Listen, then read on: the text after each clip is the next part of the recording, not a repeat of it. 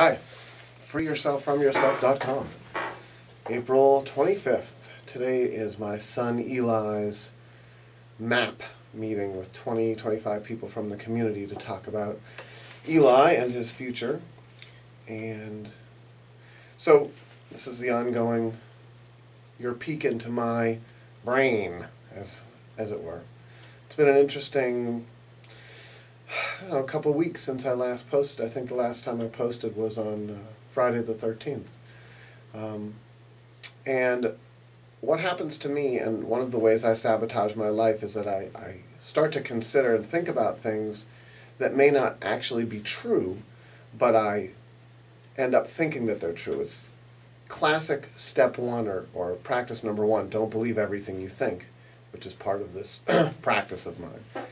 And what I need to do when I start thinking those things is communicate, or we'll take a step back and reflect and say, this may not be what's really going on, and then communicate with those people if there's a safe dialogue, and explain what's going on. So with regard, for example, to my ex-wife, I start to feel when I don't have a lot of communication with her and we're going through a period where there isn't dialogue, I start to get scared and fearful that I've done something wrong, or that something's happening, some plan is going on that I don't know about, that all of a sudden is going to be sprung upon me, because I have the rug getting pulled out from under me is a very powerful dynamic in my life, and always was. And so I'm always the way my brain works is that I never think that, I'm always leery, I'm always wary, I'm always thinking that, this isn't real, things aren't really good, the rug is going to get pulled out from under me. So I need to always take a step back from that and reflect upon that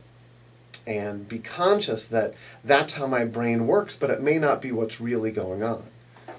Another thing that's been going on over the last couple of weeks is that I got a radio show, an AM radio show, but it's not like I got one. It's like I paid for it. Anybody can get one. Anybody can get one. But I can't afford it. I can't afford to pay, $100 an hour for a radio show. I can't drive down to Nashua, New Hampshire to do a radio show. But part of how my brain works is that I'm an attention seeker. That's how I get my esteem. I get it externally from attention. And I need to be conscious of that, because I can sabotage my life by signing up for things like becoming the radio guy and thinking kind of in a delusional way that this is going to lead to some big radio career, which it's not.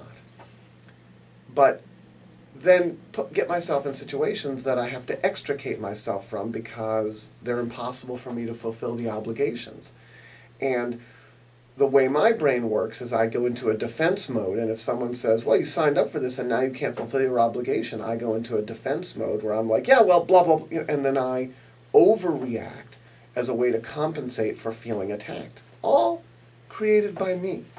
All created by the way my brain works. And the way I can not sabotage my life is by not moving so quickly with these kinds of decisions, not jumping right in, but taking a step back, not believing everything I think, understanding that my brain operates in interesting ways based upon 50 years of existence and based upon just the way my synapses fire.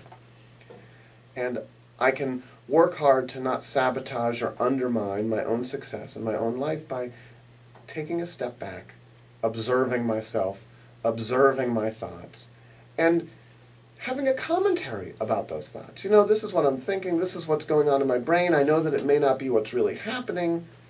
So last night my ex-wife and I got together and we had a lot of fun and a lot of laughs, and a lot of the fears that I've been having were just that, free-floating fears based upon who I am and who I've been for 50 years, but not based in reality. So, there you have it. Today is going to be an interesting day with this big meeting. A lot of big feelings, because I'm not going to be the center of attention. My ex-wife's going to be the center of attention because she's been doing a marvelous job of organizing this and doing a blog about Eli, and I'm having a lot of guilty feelings about not being as involved in the children's lives as I should, in quotes, be. It's complicated, and it's all just thoughts. And we can keep ourselves, and I can keep myself from sabotaging my life by not always believing those thoughts, but just observing those thoughts and being like, isn't it interesting how my brain works? Have a good one.